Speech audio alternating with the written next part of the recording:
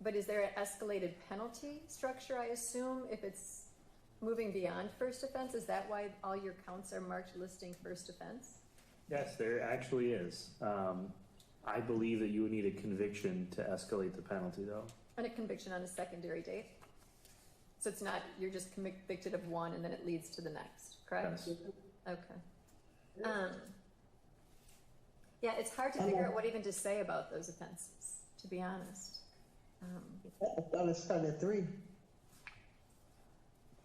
That it? I don't know.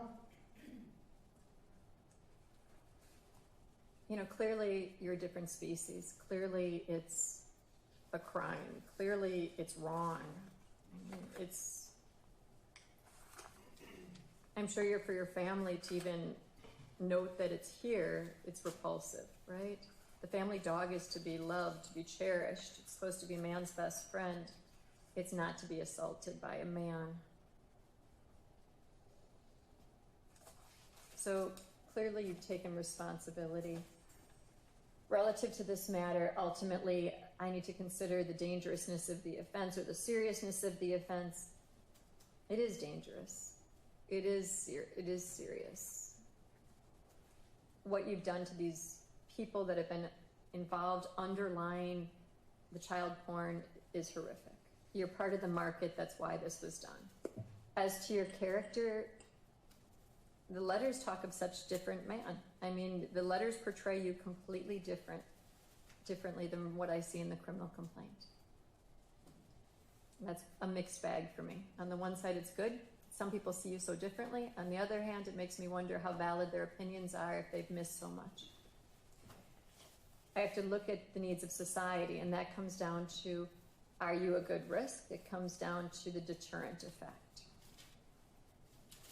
Ultimately, this is not a probation case. By the statutes underlying these matters, there are mandates for minimums. You know, in this case, you pled to 5 counts. On the 5 counts, what you're looking at is a maximum of 51 years of initial confinement by my calculation. Yeah, 51 years of initial confinement and 36 years of extended supervision. That's just the counts you pled to. There's 4 additional counts that were dismissed and read in for purposes of sentencing. In this case, the state of Wisconsin has recommended 10 years of initial confinement and extended supervision left to the discretion of the court. Your attorney has recommended 3 years of initial confinement and asking for a heavier imposition of an extended supervision time. In this matter, restitution has not been requested. I will set restitution at 0.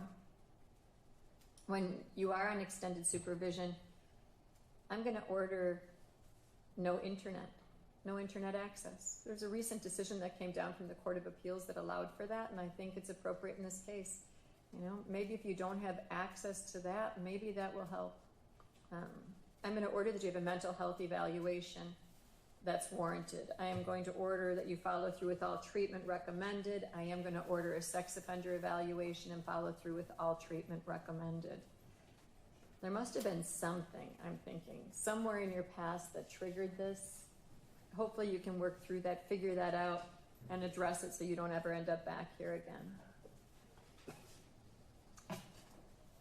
When you're on extended supervision, I've not heard anything about substance abuse. I haven't heard anything whatsoever. I think in your case, it makes the best sense for you to engage in the clearest of thought processing. So I am going to order absolute sobriety. I'm going to order random drug screens to hold you accountable. I'll do an alcohol and drug assessment and follow through with any treatment, but it doesn't sound like that's going to go anywhere beyond an assessment. But I think that it's appropriate. You have been convicted of a felony. You may never possess a firearm. If you do, you're looking at up to 10 years of imprisonment, a $25,000 fine, or both. You cannot vote in any election until your civil rights are restored. There are no requests for any no contact orders in this case. Is that correct, State? That's accurate.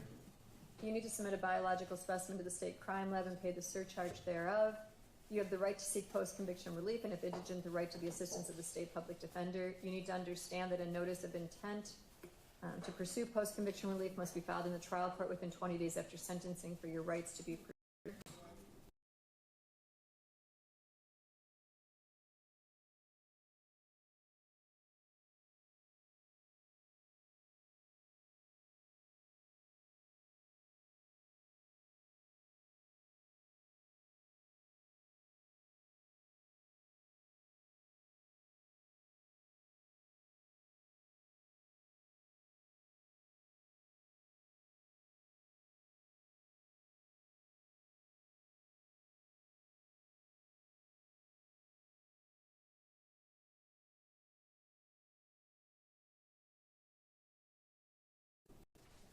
State, Do you know that statute off the top of your head? 973.176, sub 3, and I'm not seeing it. So that's interesting, but I don't see that as mandating that I give those notice requirements. If you find something different, please tell me. No, because I think that it applies to as sad as it sounds, an in-person victim. And yet use of computer to facilitate is one of the crimes noted, which is interesting. Well, I guess, again, it's more academic, but I think for that one, you have to show up for the use of computer. You have to take that substantial step. So that's my guess. But, you know, that's, again, academic.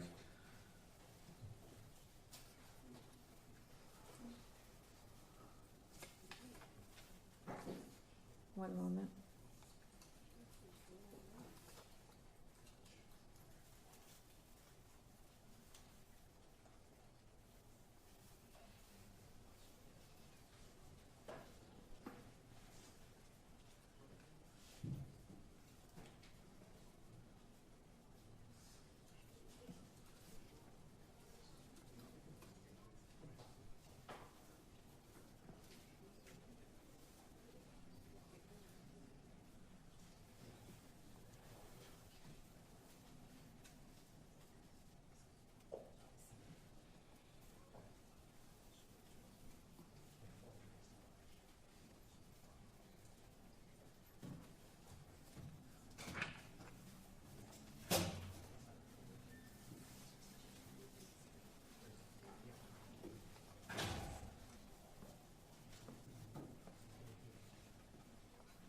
You know, as I indicated, you're looking at 51 in and 36 out for the offenses you pled to.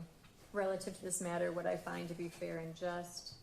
So I'm also going to waive all non-mandatory fees, costs, and assessments. The mandatory fees, costs, and assessments will be payable during your term of initial confinement at a rate to be determined by the DOC. If not paid in full, it'll be payable during your term of extended supervision. If not paid in full, it'll convert to the civil judgment. As to challenge incarceration program, by my reading of the statutes, he is eligible, but he is 36 years of age. Based on the sentence I'm rendering, you have to be under 40 at the time that you engage in this, and I don't think that that will be allowable. So he is not eligible for challenge incarceration programming. I've heard no reasoning underlying why he would be eligible for substance abuse programming, because I've been told that substance abuse was not a factor underlying these matters. So relative to the sentence that I find to be fair and just on count 1, I think the state's reasoning made sense to me. I am going to do 10 years of initial confinement. I am going to follow it by 10 years of extended supervision. On count 2, I am doing 10 years, 10 years of initial confinement. I'm following it by 10 years of extended supervision. On count 3, I'm doing 10 years of initial confinement followed by 10 years of extended supervision. If I didn't already indicate it, you are a lifetime registrant. On count 8, I'm doing 2 years in, 2 years out. And on count 9, I'm doing 2 years in, 2 years out. Relative to this, I am making it all concurrent, every count to each other. I will print out a written copy of the determinate sentence for your review. State, what have I failed to address? 3 child pornography surcharges, unless I missed it. Nope, you are right. As to counts 1, 2, and 3, it's my understanding that there is a stipulation as to the 3 items being utilized. I will order $500 payment for per count on counts 1, 2, and 3. By stipulation, I am finding that that these have been established by a preponderance of the evidence due to it being on stipulation. Defense, what have I failed to address? Nothing. I will give you a written explanation of the determinate sentence. May I have that? Thank you. Celeste, what have I failed to address? Nothing, Judge. I wish you the best of luck moving forward, sir.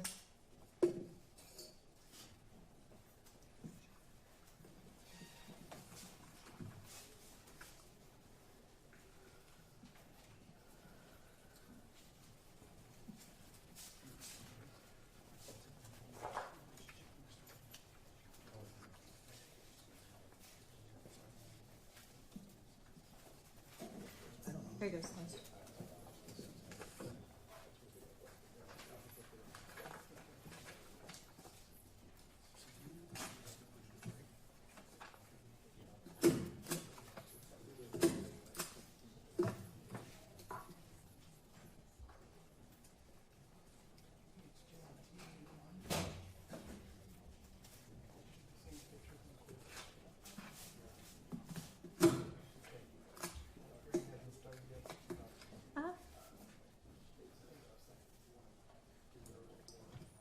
Sure. Awesome, thank you.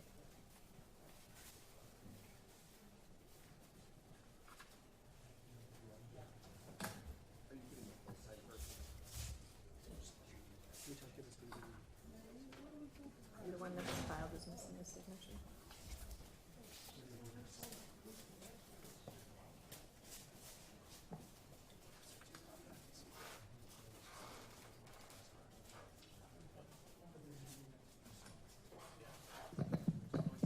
Parties all set on the co-defendant matter.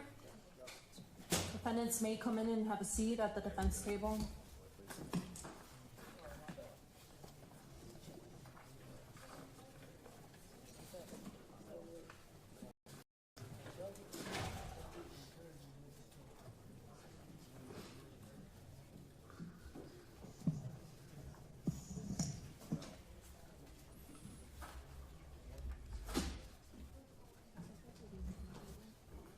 I'm fine. Sure.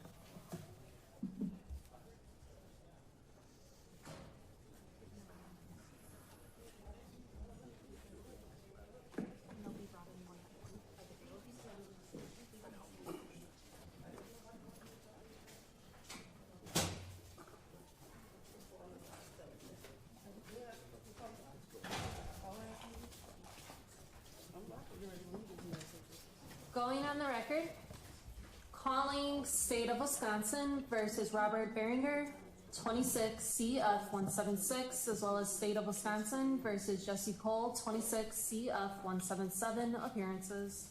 Ishmael Zan and William Brown for the state of Wisconsin. Good afternoon, Judge Attorney Anthony Cotton with Robert Behringer. He's here in person. Jonathan Lavoie appears with Jesse Cole. Mr. Cole appears in person. Good afternoon.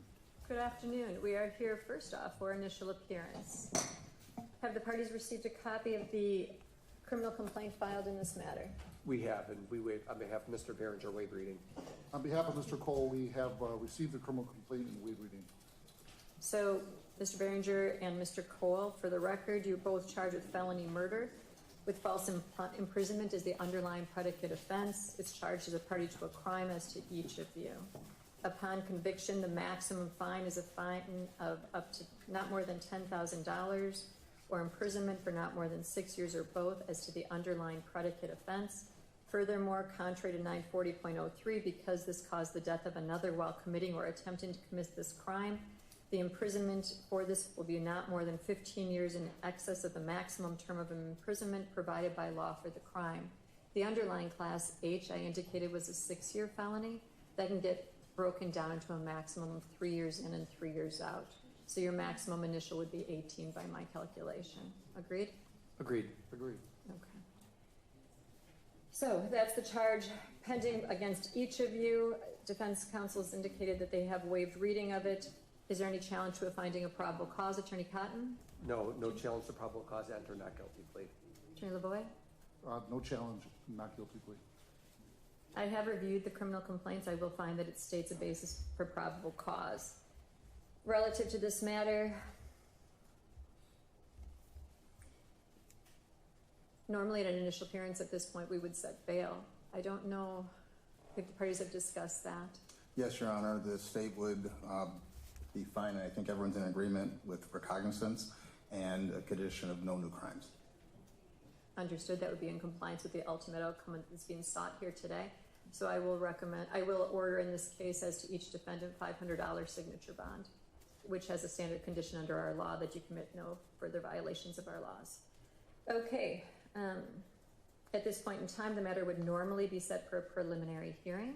It's my understanding that the parties intend to waive the preliminary hearing. Yes, Is that Judge. correct? Yes, Judge, we filed a waiver form ourselves. And Mr. Cole also filed a waiver form as well. Okay, if you're appearing on Zoom, you need to be on mute. If you're not on mute, we will be removing you from the gallery, just so you know. I do see, turning first to Mr. Behringer, that there is a preliminary waiver document that has been filed. It is document number 10 in our case filing system. So, sir, relative to your preliminary hearing, the document that's been filed indicates that you're 67 years of age. You've completed 10 years of schooling. Is that correct? Correct, Your Honor. And the document that I have reflects what I believe to be your signature and the date of January 9th of 2026. Is that correct? Correct. And prior to signing this document, did you review the form with your attorney? Yes, ma'am. And you understand that by signing this document, this preliminary hearing questionnaire and waiver of rights form, all you're giving up is your right to a preliminary hearing and nothing more. Understood, sir? Yes, yes, ma'am. Has anyone made any promises to you or offered you anything to waive your preliminary hearing? No, ma'am. Has anyone coerced you or threatened you in any No. way to No, get Your you? Honor. Okay. And has Attorney Cotton answered all of your questions you may have had relative to this matter? Yes, he has. Do you believe you're entering this waiver freely and voluntarily? Yes, ma'am. Do you have any questions for me about what you're doing? No, ma'am. Do you believe you're doing this with full understanding? Yes. Attorney Cotton, have you had the occasion to review the questionnaire and waiver of rights form with your client? Yes, Judge. Have you answered any questions he may have had? Yes. Do you believe that he's entering into this waiver freely, voluntarily, and with full understanding? Yes. Attorney Lavoie, and relative to Mr. Cole, you as well, I have received, one moment please.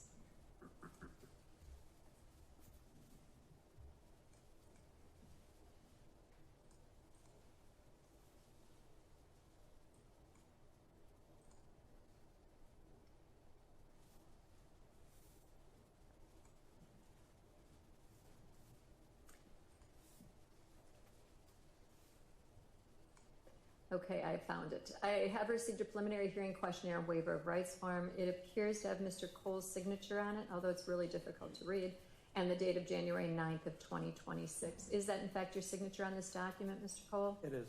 The document reflects your 39 years of age and you've completed 14 years of schooling. Is that accurate? That's correct. Did Attorney Lavoie answer all of your questions before you signed this form? He did. You understand that all you're giving up here today is your right to a preliminary hearing and nothing else? I do. Has anybody offered you anything or promised you anything to waive your rights to this hearing? They have not. Has anyone threatened you or coerced you in any way? They have not. Do you believe you're entering into this waiver freely and voluntarily? I do. Do you have any questions for me about what you're doing? I do not. Do you believe you're doing this with full understanding? I do. Attorney Lavoie, have you had occasion to discuss this form and review it with your client? Yes, Have you answered all of his questions? yes, Do you believe he's entering into this waiver freely, voluntarily, and intelligently? yes,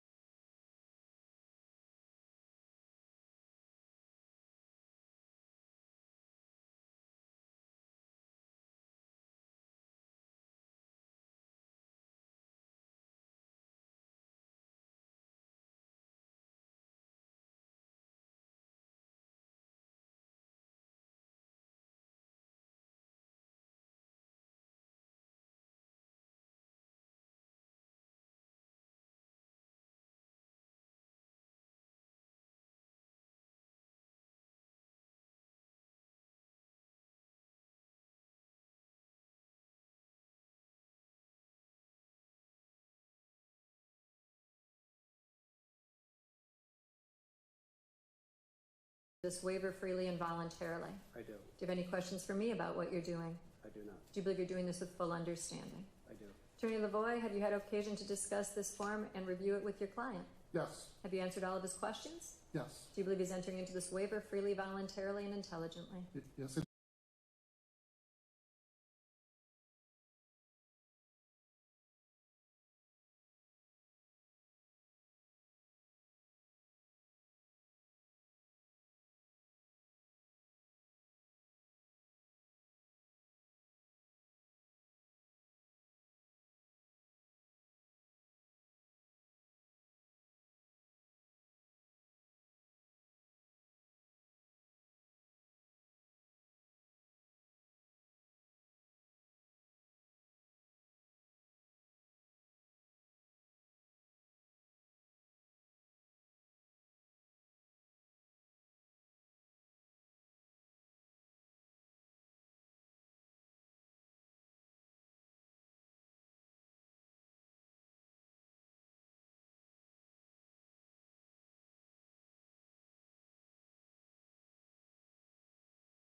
this waiver freely and voluntarily? I do. Do you have any questions for me about what you're doing? I do not. Do you believe you're doing this with full understanding? I do.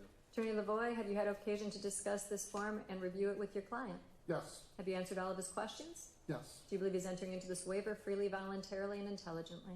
yes,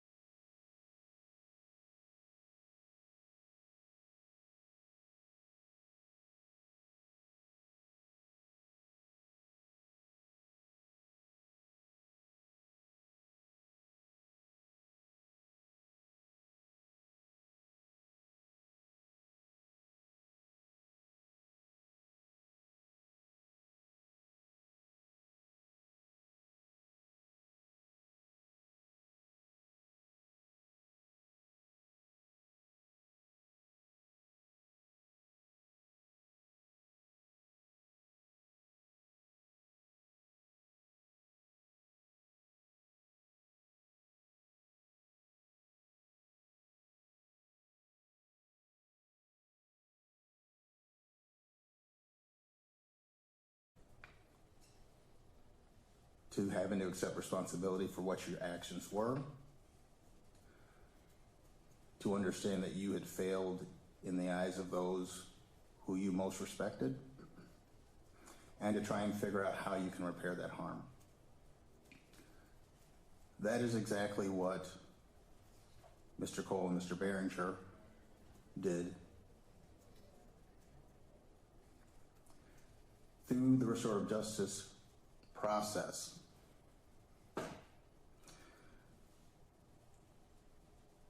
you have the ability to create compassion. You have the ability to create empathy. You have the ability for both sides to see the others and see their humanity. And in a situation like this,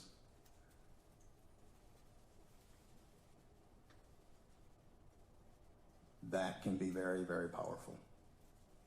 And I believe that it was.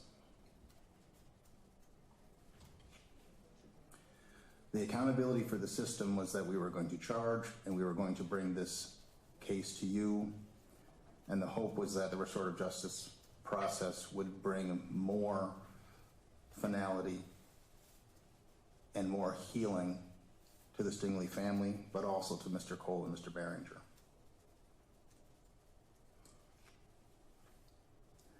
I can say that the agreement that you have in front of you came out of that process. And I believe the statements of the Stingleys would show the power of the restorative justice process. That is why at this time we are asking that Mr. Cole and Mr. Behringer enter pleas to felony murder, false imprisonment as party to a crime, and that you withhold adjudication for a period of 6 months. And the reason we got to 6 months is we are acknowledging the work that was done throughout the last year within the restorative justice program as part of this DPA. This was not a short process, especially for the Stingleys. This is something they have lived for the last 13 years. I believe the restorative justice process, they were also able to see that this was something that deeply affected both Mr. Cole and Mr. Behringer. And I don't want to miss the importance that the most culpable of the three individuals involved in the death of Corey Stingley is deceased and passed just before we took over this case as special prosecutors. If that individual was still living, this might be a different conversation, because I believe we're in full agreement that that individual would have to walk through the traditional system, and we would be seeking likely lengthy incarceration. That said, I think that's the rationale for the joint recommendation that you have in front of you. We would hope that this matter, if the court goes along with it, be set for a scheduling conference 6 months from now. If the court requires us to be in person, I don't know if the court would allow us to appear by Zoom, but if you required our physical presence, we would come. At that point, we would hope and believe that we would be asking the court to dismiss this case with prejudice, giving finality to Mr. Cole and Mr. Behringer, as well as a large step for the Stingley family to move towards healing. Attorney Cotton, is that your understanding? Yes. Any further record you wish to make? No. Attorney Lavoie, is that your understanding? Yes, it is. Any further record you wish to make? Thank you. And Mr. Behringer, is that your understanding of the negotiations? Yes, it is. Mr. Cole, is that your understanding? It is. And you understand I'm not bound by any negotiations. Ultimately, I'm free to do whatever I want as long as it's within the boundaries of the law. I am. Yes, ma'am. Okay. In this case, we've already addressed the underlying penalties for the offense that you intend to enter pleas to. Relative to today and entering the plea, I'm going to start with Mr. Cole.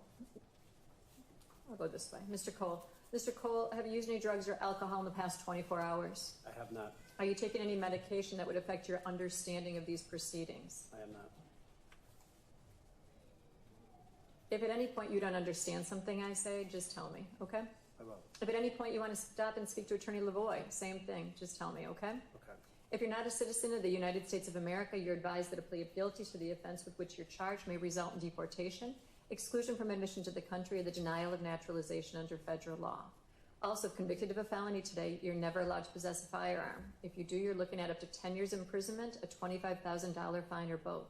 Also, you will not be allowed to vote in any election until your civil rights are restored. In this case, did you read the underlying criminal complaint? I have. Are the facts set forth in it substantially true and correct? They are. Now, in this case, Attorney Lavoie filed with me the jury instructions relative to the offense that you are pleading to. Did he review those with you? He has. And I do in fact see on the document, I believe your name, which I believe is indicative of that. The reason that was done was to ensure that you understood, had this case gone to trial on this count that you're charged with, what exactly the state of Wisconsin would have to prove in order to meet their burden, which is to establish the elements of the offense beyond a reasonable doubt. The crime of felony murder has to it two elements. The first is that you committed the crime of false imprisonment, and the second is that the death of Corey Stingley was caused by the commission of the false imprisonment. In order to prove that up, the state would have had to prove up false imprisonment. Relative to that, that has 5 elements. Those elements are that, number one, and these cases are charged as party to a crime liability. Okay, party to a crime liability.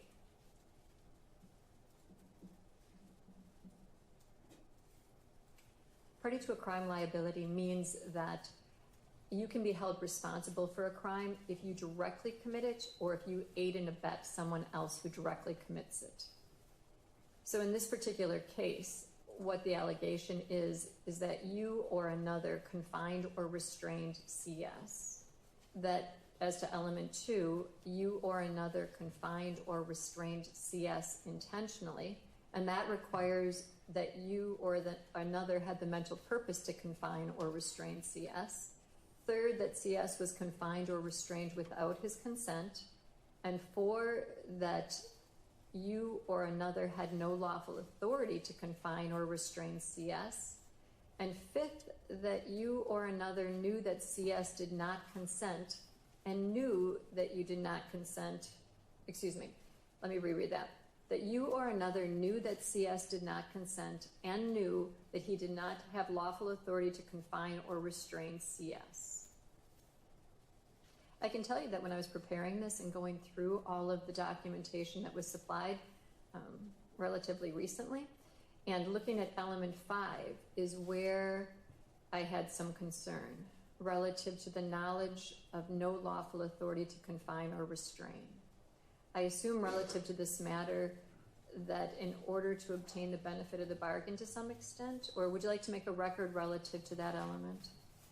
And under State versus Harrell, you have the right to obtain the benefit of a bargain by entering into negotiations. And I wasn't certain if that was the case, but in the statements that were provided to the court relative to what transpired, there isn't anything that's indicative of knowledge of lack of authority to confine or restrain. Judge, I'll make a record on behalf of Mr. Cole. Certainly this case came with extensive amounts of negotiation and lots of potential risks and rewards for Mr. Cole. There could have been arguments made at a trial consistent with what you just raised. Mr. Cole did not want to do that, and to accept the benefit of a 6-month deferred prosecution agreement with a dismissal with prejudice, he did not wish to contest that issue, and he's asking the court to accept his plea, even though the elements may not exactly fit the circumstances as outlined in the state's memo to you. Thank you. Attorney Cotton, any record? No, Your Honor. Okay. And Mr. Cole, the reason that I'm going through those elements is because my next question is, do you understand, based on what's stated in that underlying criminal complaint, how those elements would be established by the state of Wisconsin at trial? And also, that by pleading guilty, you're admitting that you committed each and every one of those elements. I understand. You understand all of that? Do you have any question about what the state of Wisconsin would have done to prove up this, had this matter proceed to trial? I do not. And you do understand that you're admitting that you committed all of this? I do. Are you pleading guilty because you are guilty? Yes. Now, on the guilty plea questionnaire and waiver of rights form that your attorney provided to me, on the second page, it has what I believe to be your signature and the date of January 9th of 2026. Is that in fact your signature? It is. Did you sign the form after reviewing it with your attorney? I did. Are all of your answers truthful and correct? They are. Has anything changed since you signed this on January 9th of 2026? They have not. Has Attorney LaVoy answered all your questions relative to this decision? He has. Are you satisfied with his representation? I am. Has anyone offered you anything or promised you anything to get you to enter into this, to sign off on this form and to enter your plea today? They have not. Has anyone coerced you or threatened you in any way to get you to plead guilty today? They have not. Do you believe you're entering your plea today freely and voluntarily? I am. Do you have any questions for me about what you're doing? I do not. Do you believe you're doing this with full understanding? I do. Now, on the guilty plea questionnaire and waiver of rights form, in the center of the first page, and hopefully you're both looking at this so we don't have to do this twice, it lists your constitutional rights that you give up by pleading guilty. What it really amounts to is by pleading guilty, you're giving up your right to a trial. That makes sense, right? It does. Okay, so when you give up your right to trial, you give up a bunch of other rights. You give up your right to have 12 jurors seated in that box come to a unanimous decision as to whether you're guilty or you're not guilty. You give up your right to testify at that trial and present your own evidence. You give up your right to use subpoenas to make other people come to court and testify for you. You give up your right to confront your accusers. So had this case gone to trial, in order for the state to prove up these elements we just discussed, they would have called witnesses to the witness stand. And your attorney could have cross-examined those witnesses to test the truth and the accuracy of their statements. Also, in a criminal trial, you keep the right of deciding, do I want to testify or do I not want to testify? And if you had elected not to testify, that couldn't have been used against you in any way. So what you really give up by pleading guilty is you're giving up your right to say to the state of Wisconsin, prove me guilty beyond a reasonable doubt of each element of the offense with which I'm charged at a jury trial. Because by pleading guilty, we're not going to have that jury trial. Does all of that make sense? It does. Do you have any questions about any of those constitutional rights? I do not. You also signed off on a secondary form, and this form is called the addendum to the plea questionnaire. And this is a form that talks about additional rights you're giving up. And you're basically waiving the right to challenge the constitutionality of the police action that was involved back on December 14th of 2012. You're also waiving your right to bring motions, such as motions to suppress evidence or suppression of any statement you might have made, or identification of you as one of the perpetrators. You're also giving up any challenges to defects in this underlying criminal complaint. Oh, you know what? I need to stop for just a moment here. So relative to this matter, we did discuss the criminal complaint. Did the state of Wisconsin file an information? Yes, Your Honor. It should have come in this morning. Let's see if we can find it. We don't have it pulled through. So just a moment. We can get a hard copy if you'd like. I think I might have one. Do the attorneys have hard copies, or do you need a copy printed for you? No, You have received a copy? I did from Mr. Thank you. And do you waive its reading? I do. And this is somewhat pro forma, but just to make sure that we're doing it appropriately. And you're entering the plea subject to change, Attorney Cotton? Not guilty. Yes, so on behalf of Mr. Cole, we accept receipt of the information, waive its reading, and would enter a plea of not guilty with the expectation to change that plea momentarily. Thank you.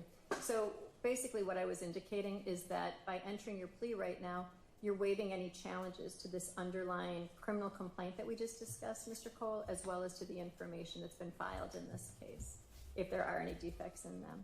You're also waiving your right to present certain defenses at trial. And at trial, you might have had a defense such as insanity or self-defense, intoxication, alibi, coercion, or necessity. But by pleading guilty, we're not going to have the trial, so you don't have the means to present those defenses at a trial. Does all of that make sense, sir? It does. Do you have any questions about those additional rights? I do not. Okay, so understanding all the rights you're giving up here today, understanding the elements of the offense you're pleading to, and understanding the maximum penalties on the offense you're pleading to, do you still wish to plead guilty? I do. Then I would ask you, what is your plea to count 2 in the information, which is a charge of felony murder with a predicate offense of false imprisonment as a party to a crime? Guilty. Thank you. Let me turn now to Mr. Behringer. Is it pronounced Behringer? Mr. Behringer. Just to make sure, did you use any drugs or alcohol in the past 24 hours? No, ma'am. Are you taking any medication that would affect your understanding of these proceedings? No. Same as your co-actor in this matter, if you have any questions or don't understand something I say during the course of the hearing, just let me know, okay? Yes. Same thing, if you wish to speak to Attorney Cotton at any point, just let me know, okay? Okay. If convicted of a felony today, you are advised you are never allowed to possess a firearm. If you do, you're looking at up to 10 years of imprisonment, a $25,000 fine, or both. If you're not a citizen of the United States of America, you're advised that a plea of guilty to the offense with which you're charged may result in deportation, exclusion from the admission to the country, or the denial of naturalization under federal law. Also, if convicted of a felony, you cannot vote in any election until your civil rights are restored. Did you as well read the underlying criminal complaint? Yes, ma'am. Are the facts set forth in it substantially true and correct? Yes. You heard the elements of the offense as I went over them with Mr. Cole. Is that correct? Yes. And you understand that those are the elements that pertain to you as well? Yes. And do you have any question about what the state of Wisconsin would have done to prove up those elements based on what's stated in this underlying complaint that you indicated is true and correct? No, ma'am. Was that a long question? I Let me rephrase it. I didn't understand. So what I'm saying is, You said that the facts in the criminal complaint are true and correct? Yes. And what I'm asking is, do you have any question what the state of Wisconsin would have done at trial to prove up those elements of the offense of felony murder with the predicate offense of false imprisonment as a party to a crime? No. Okay. And you understand that by pleading guilty, you're admitting that you committed each and every one of those elements? Yes. And Attorney Cotton, are you of the same basis that Attorney Lavoie asserted? I am. Okay. And you understand that by pleading guilty, you're admitting that you committed each and every one of those elements? Yes. Are you pleading guilty because you are guilty, sir? Yes. Now, again, on your guilty plea questionnaire and waiver of rights form that your attorney submitted, I believe it's your signature and the date of January 9th of 2026. Did you sign that form after reviewing it with your attorney? Yes, Your Honor. Did he answer all of your questions prior to signing it? Yes. Are all of your answers truthful and correct? Yes. Have you had enough time to discuss this case and your plea decision with your lawyer? Yes. Are you satisfied with his representation? Yes. Has anybody offered you anything or promised you anything to get you to plead guilty today? No. Has anyone threatened you or coerced you in any way to get you to plead guilty today? No. Do you believe you're entering your plea today freely and voluntarily? Yes. Do you have any questions for me? No, ma'am. Do you believe you're doing this with full understanding? Yes. You heard the rights that I talked about with Mr. Cole relative to your constitutional rights that you give up when you enter a plea of guilty, which basically amounts to waiving your right to a trial. Is that correct? Correct. And do you have any questions about any of those constitutional rights? No. Do you want me to go over them with you again, or? No, ma'am. Okay, good. You also heard me talk about the addendum to the plea questionnaire, which is the form that talks about additional rights that I believe Attorney Cotton has directly in front of you. Relative to those rights, do you have any questions? No, ma'am. And you're basically giving up your right to challenge the constitutionality of the police action underlying this. You're giving up your right to bring motions. You're giving up your right to, you're giving up any challenges to defects in the information and complaint, and you're giving up your right to present certain defenses at trial. That's what that addendum amounts to. Understood, sir? Correct. Okay.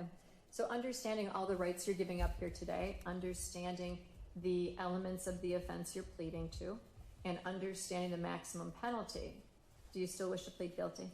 Yes. Then I would ask you, what is your plea to count one, the charge of felony murder with the predicate offense of false imprisonment as a party to a crime as charged in the information? Guilty. Attorney Cotton, have you had sufficient opportunity to discuss this case in the plea decision with your client? Yes, we've discussed it extensively. And have you reviewed the plea questionnaire, waiver of rights form, and addendum with him? I have. Are you satisfied he understands the nature of the charge, the elements thereof, and the effects of his plea? Yes. Are you satisfied that he understands the rights he's giving up today by pleading guilty, including any motions or defenses? Yes. Are you satisfied that he is knowingly and intelligently waiving his constitutional rights? I am. And are you satisfied that he is making his plea of guilty freely, voluntarily, and intelligently? Yes. Attorney Lavoie, have you had sufficient opportunity to discuss this case in the plea decision with your client? Yes. And have you reviewed the plea questionnaire, waiver of rights form, and addendum with him? Yes. Are you satisfied that he understands the nature of the charge, the elements thereof, and the effects of his plea? Yes. Are you satisfied that he understands the rights he's giving up today by pleading guilty, including any motions or defenses? Yes.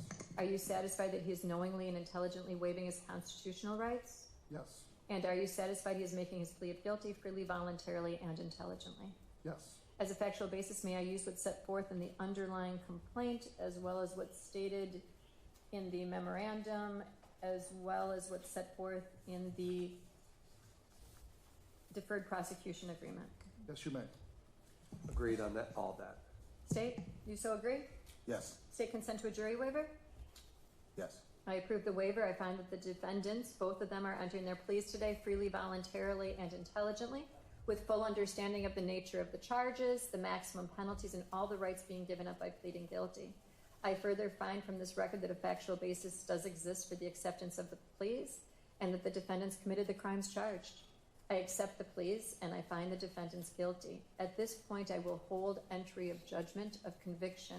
At this point in time, the parties have signed off on a contract, and that contract is a restorative justice guided deferred prosecution agreement. You know, I do want to commend all of the parties involved here for reaching out and for engaging with the Andrews Center for Restorative Justice at Marquette. I think that to read through the agreement that's been provided in the statement by the Stingley family as to how they have engaged and how they are supportive of this deferred prosecution agreement is a fair and just resolution. One that honors the memory of their child, reflects the healing already achieved, and stands as an example of how compassion, dialogue, and accountability can coexist with injustice, says volumes. Sir, you had your hand raised? Your Honor, we do have two members of the family that wish to make a statement, and I know this is a little unorthodox because we're not at a sentencing. Whenever you felt it was appropriate, we would like to have them come up and make that statement. They may be heard right now. You Okay. can step up one at a time, please. Yes, and I will note that we don't believe there's any restitution. There was a civil settlement prior to this date. We also believe we're in compliance with Chapter 950 in Marcy's Law, the immediate family members of Corey Stingley being present in the courtroom. Understood.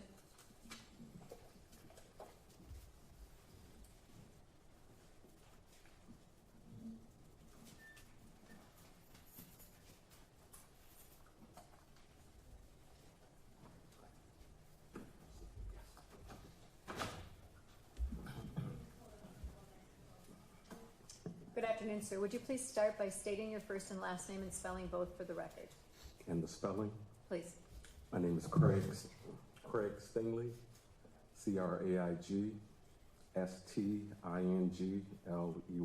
Sir, what would you like to say? Pardon? I said, sir, what would you like to say?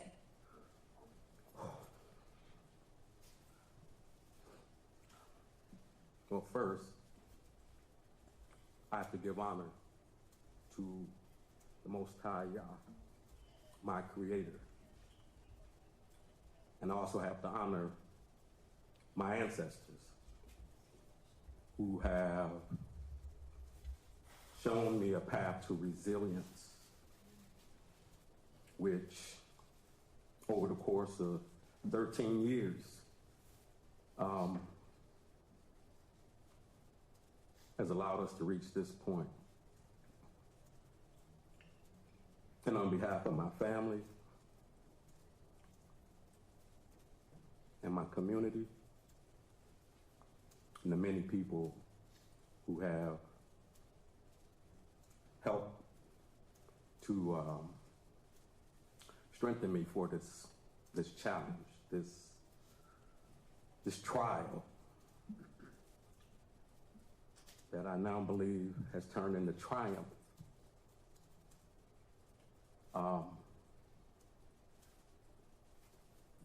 For me, the most important part of this, Your Honor, was to reclaim the humanity of my son.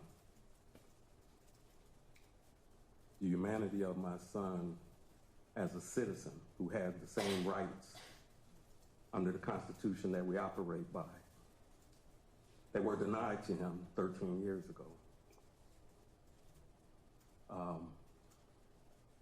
I believe that this process that we've gone through has provided that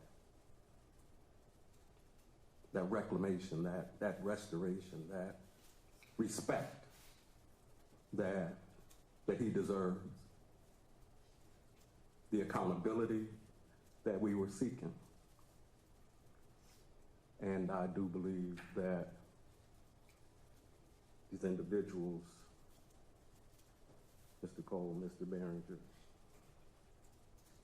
after going through the restorative justice process, when we first started, they expressed some reservations about the cause, believing that there were some things that may have been pre-existing with Corey. But after the discussions we were able to have and sharing with them who Corey was to us, the importance that he was in my life as his father, in his mother's life, and his brothers and his sisters. And even now, as we go forward in the lives of nephews, and his niece. The remembrance that we will be able to share with them, in part because of this day, and being able to share with them that a system that I believe was broken has begun to repair itself. We were denied that endowed human right by the Creator.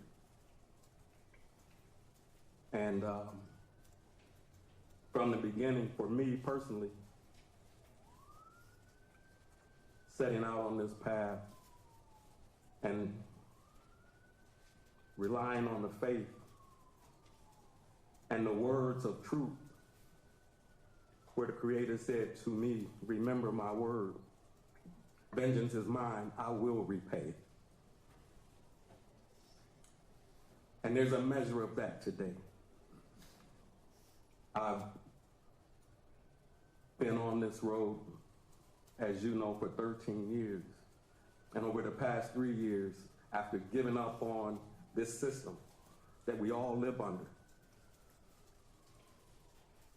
believing it was just corrupt and cracked and had too many holes within itself to be able to govern us properly. To understand that the scriptures tell me that the Most High will take my part with those who will help me. This man and his team, they looked at the facts of this case and they analyzed them and came to a place where they recognized that the prior two state prosecutors, in my opinion, my words, they were derelict. And I had no use for the system. So this process today has helped restore that for me. And I believe it will restore that for this community that I come from. I'm born and raised right here in Milwaukee. We've seen a lot of tragedies. And to get to this point where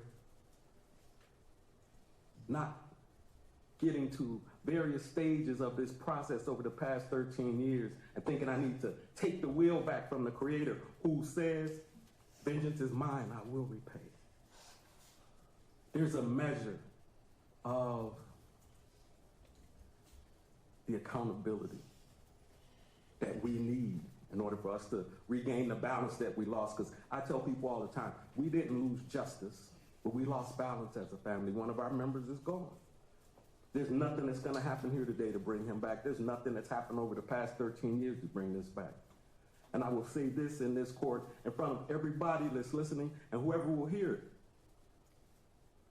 These individuals began being punished from day one. I have no doubt about that, because that's what the Creator instills in us, and He put that in all of us. When we say, vengeance is mine, I will repay, and we trust Him to do that.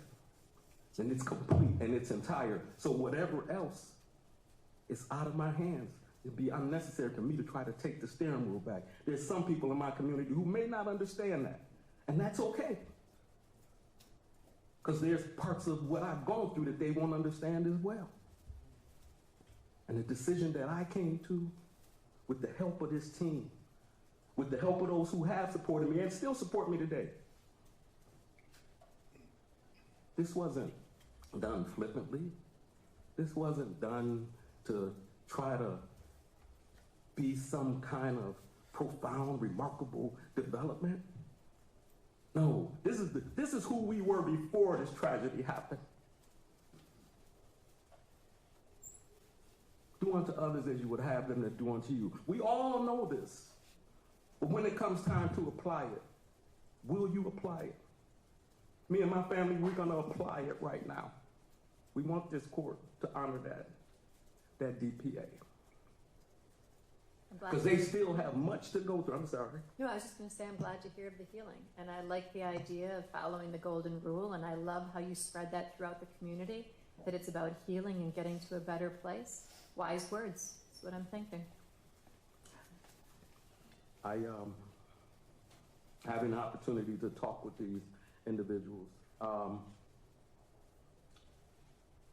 particularly Mr. Cole and some of the things we talked about. And over the past several weeks, as we approach this day,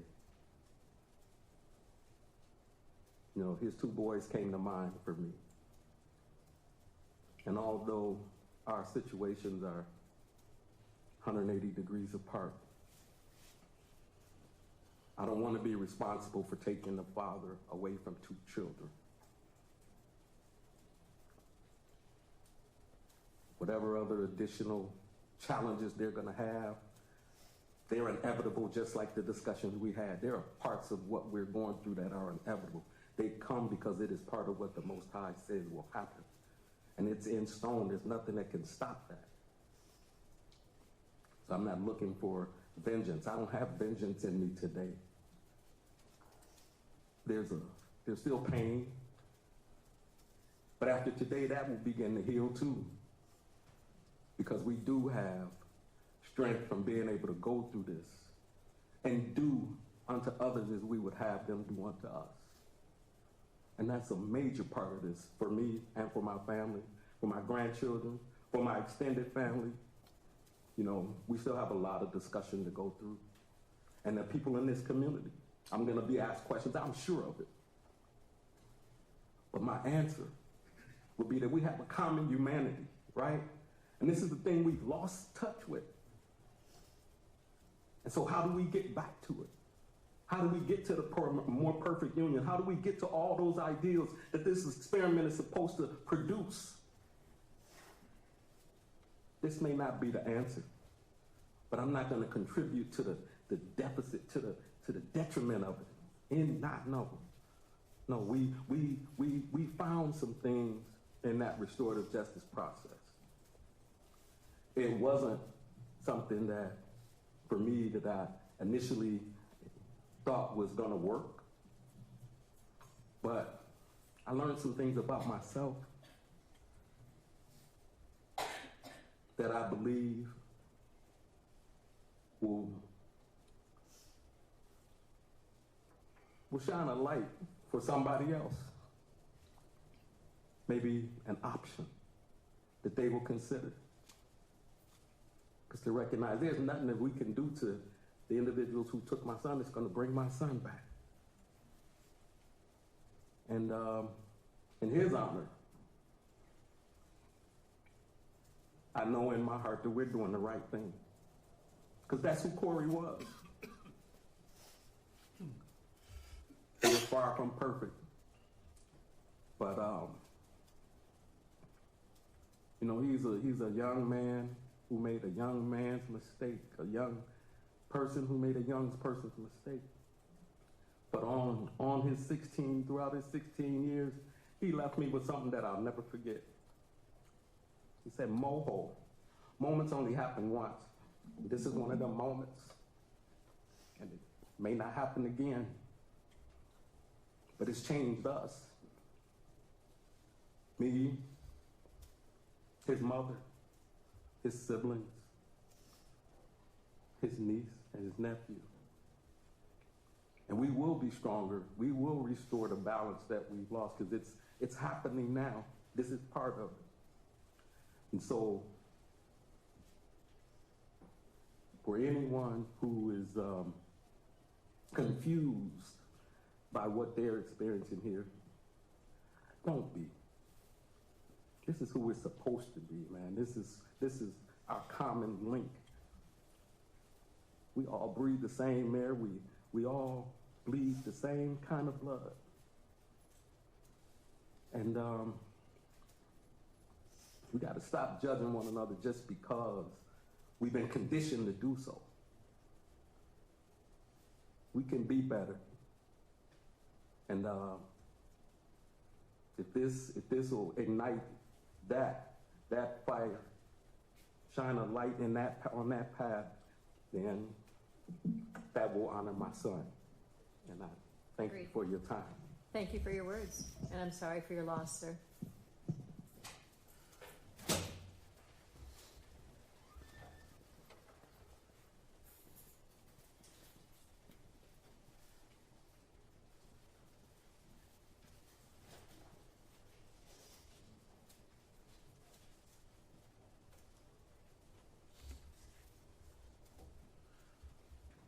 as well, would you please start by stating your first and last name and spelling both for the record? Alicia Stingley, ALICIA STINGLEY. Mrs. Stingley, what would you like to say? Corey was my baby. And a mother is not supposed to bury her child. Kids are supposed to bury their parents, right? That's the natural order of things. However, that's not the way it happened in my life. And on that day, December 14th, really has changed the trajectory of my life, of our whole family's lives. It's really changed who we are as a family. Our DNA, our core, the fabric of who we are is forever changed. Corey will never come back. And there are a lot of things in his life that he missed out on. You know, he never got to go to prom. He never got to graduate, get married, have kids, go to college. None of that. He would be celebrating his 30th birthday on March 1st. All of my other kids have reached their 30s. I'll never get to see that. He never got to see his nieces, nephews. He never got to walk down the aisle with his brother when he got married, stand beside him. There's a lot that he's missed. For the past 13 years, he's missed every birthday, every holiday, every milestone in all of our lives, and he has been sorely missed.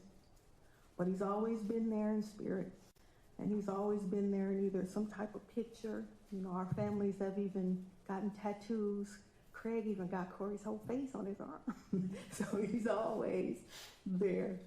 And, you know, and I know that he's in heaven waiting for me. I know I'll see him again. And so that gives me comfort. In the meantime, it gives me peace. I have a peace that surpasses all understanding. And when talking with Mr. Behringer and Mr. Cole, the forgiveness and love that was expressed to them was a little new, was a little different. You know, the love we have as a family and the forgiveness we're able to extend because I've been forgiven much, so I'm able to forgive. And I thank the Lord for that. And I don't know why.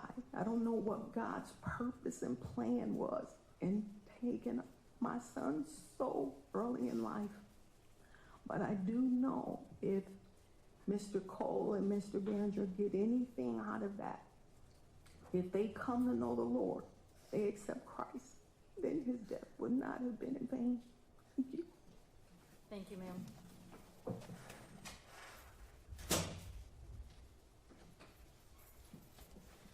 State, is there any further record you wish to make? No, Your Honor. Attorney Patton, any record? No, thank you. So the words were well spoken.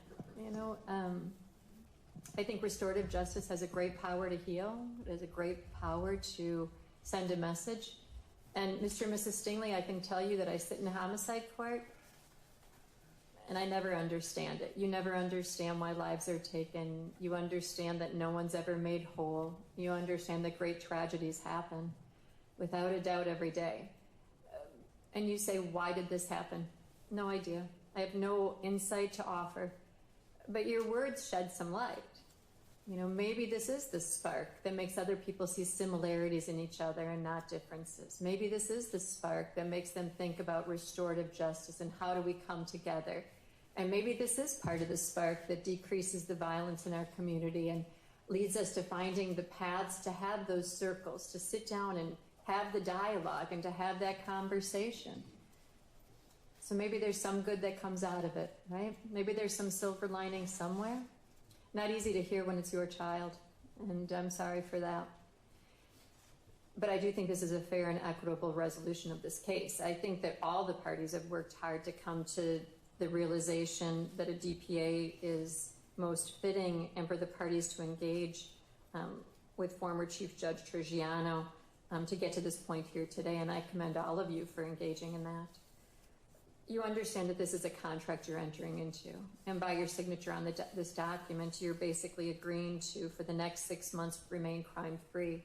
The other term of this agreement is basically that a contribution to a, what was it, a contribution to an agency or a one-time donation of $500 by each of you to a charitable organization chosen by the Stingley family to be made in the honor of Corey's memory and his love for youth and sports will be made. It's my understanding that that money is already in trust funds and waiting for dissemination. Is that correct?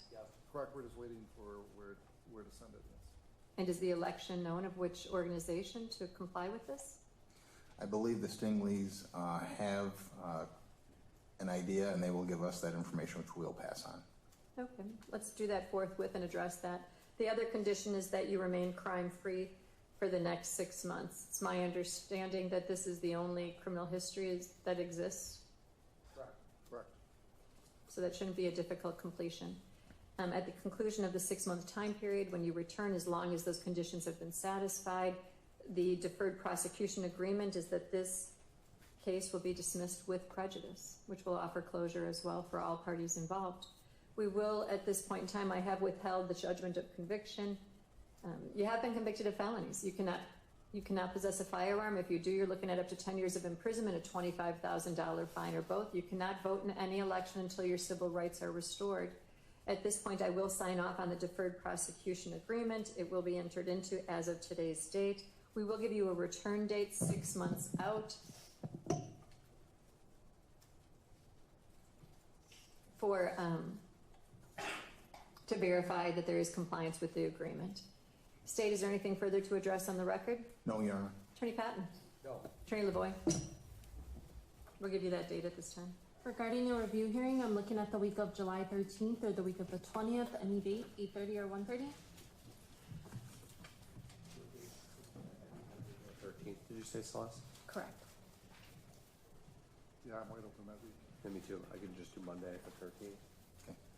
Perfect. Next court date will be calendared for July 13th at 8:30 for the review hearing as to both matters. Thank you. We'll see you back on that day. This matter is concluded. Thank you. Thank you.